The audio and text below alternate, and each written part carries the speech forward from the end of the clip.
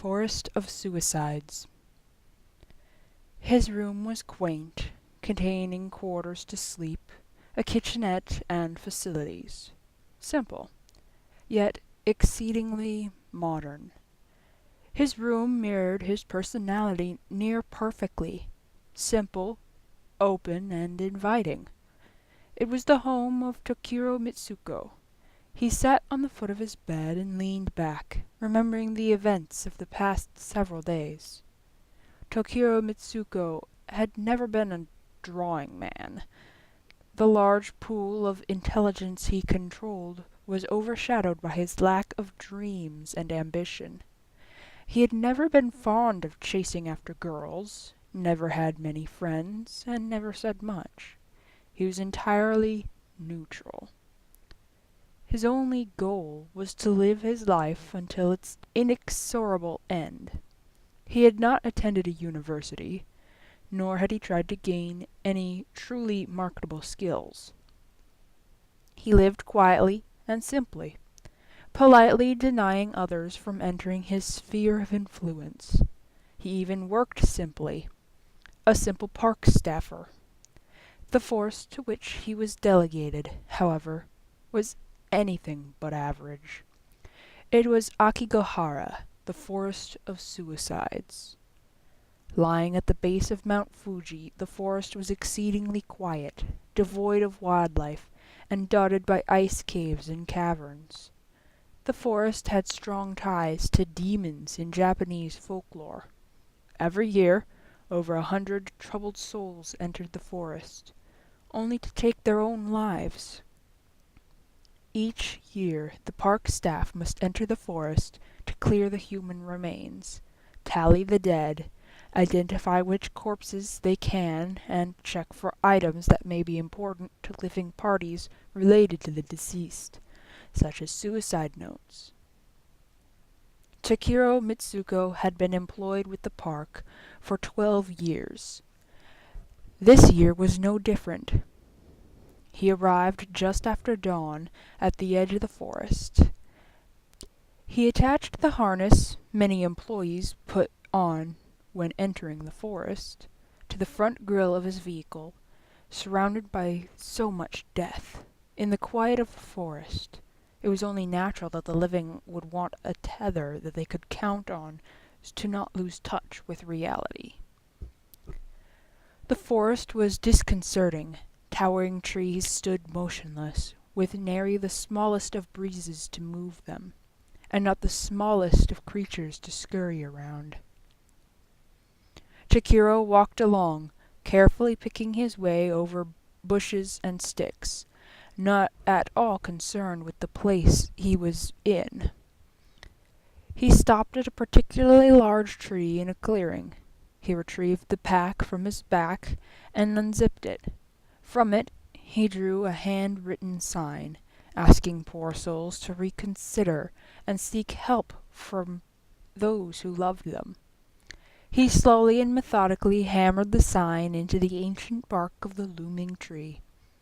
He stepped back, satisfied.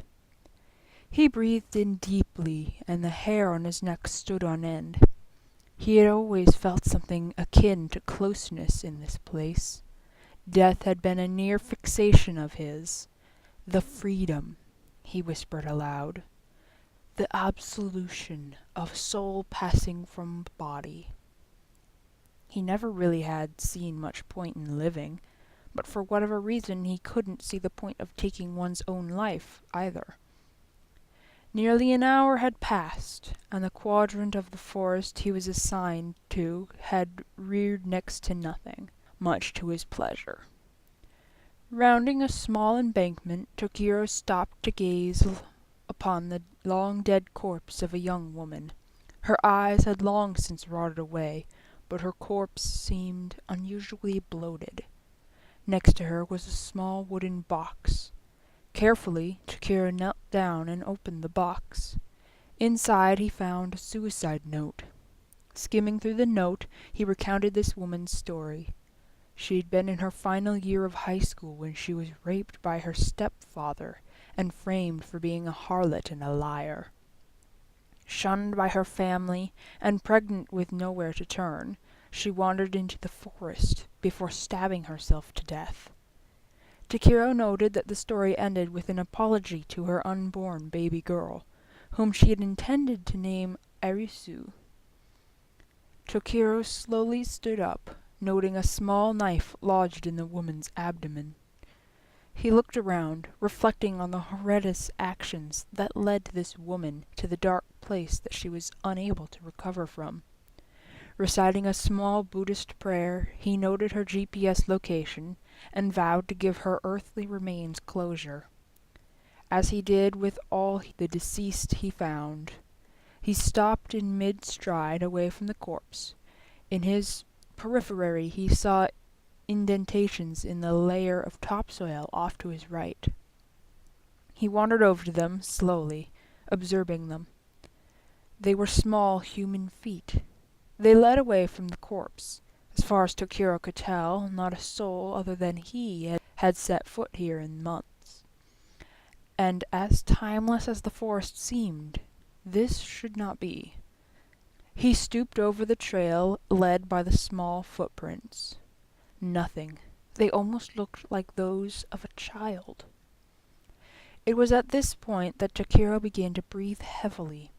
He was scared, yes, but intrigued. He started down the trail, following the footprints. His tether had reached its limit. He had 100 meters of rope at his disposal, but it was not enough. He slipped free of his harness and kept walking on. The great, gnarled trees had begun to gnaw at his physique. He became increasingly paranoid and upset with his surroundings. He was too far into the forest for the tape and markings left by thrill-seekers to be present, and he soon realized he was unsure where he was. Drawing closer to panic, the only logical plan in his mind was to find where the footprints led. A break in the trees appeared ahead of him, and a craggy ice cave opened up before him, beckoning him into its gaping maw. His radio buzzed loudly, sending him reeling with fear. He regained his composure enough to respond. It was Natsumi, the only woman who he had close in his life. She informed him that he was late, and his GPS said he was nearly 3 kilometers out of his designated zone. He pressed down on the button to reply, inhaled and stopped. He could think of nothing to say. No words would come to his lips. He wanted to beg for help, to reach out and have contact with something over than the paranoia that had consumed him for hours. But only dead air fed through to Natsumi's receiver. He looked deep into the darkness of the cave, feeling himself drawn in. He dropped the radio and his GPS system to the ground and continued into the cave. He was lucky that the cave was rather linear and easily traversable, though he still could not see how a child had made it here. Hours seemingly passed before the cavern led to a large central chamber. Takiro was shocked by what he saw. Stalagmites protruded from the ground with dozens of corpses skewered in various stages of decay. He fell to his knees and retched, appalled. A faint notion pierced his mind, something slight and frail, a touch. He looked behind him to see a small girl grasping his ankle. Her hand was barely big enough to get a grip on his ankle, and slighter than brushing against a tree branch, but it held him in place with a grave chill. A small voice permeated his mind at first. He thought it was to be his own, but behind the small veil he sensed a wave of negative energy. Instinctively he bolted from the grasp of the small girl and ran to the center of the gruesome sculpture. He could sense a tinge of demonic presence now. Its dark tendril burrowed into his mind, melding his consciousness with the darkness. "Let me tell you a story," the voice hissed in his mind. From outside the cavern, Natsumi picked up his fallen radio. She looked around, seeing no footprints but his and no signs of disturbance. Suddenly, a shriek assaulted her ears. Startled, she dropped the radio and sprinted towards the edge of the forest. She locked herself in her small car and panted heavily for several minutes before calling her manager in tears. When she arrived back at the park management building, she was hysterical and inconsolable. Utterly terrified, she was sent home with the advice to breathe some fresh air in the city park. Natsumi sat on a bench, waiting for the tram to come by so she could get to work. It had been 3 days since her experience in the forest, and 3 days since she had gotten any decent sleep. The weight of someone sitting down next to her was enough to rouse her from her funk. She looked over to see Tokiro Mitsuko sitting next to her, smiling. Before she could say a word, he gently pressed a finger to her lips. "Let me tell you a story, Natsumi," he said, smiling. He leaned back and told her of what he had seen in the cavern, ending his story with the feeling of a dark presence invading his mind. At the end of his tale, he procured the small knife from the corpse of the suicide from under his coat. He thrust the dull, rusty blade into the bottom of her stomach, wrenching the blade upward until he had cut her entire abdomen open. Spilling the contents on the sidewalk, gasping for air, Natsumi watched as her lifelong friend walked away, whistling, the last image she ever saw being his large, toothy smile.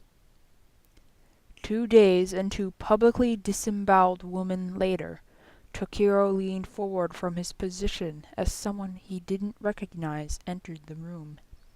The man introduced himself as Detective Ito, and asked Tokiro to tell him why he had killed 3 young women. Tokiro briefly struggled against his straitjacket and then leaned in close to the detective. "Let me tell you a story," he whispered, smiling.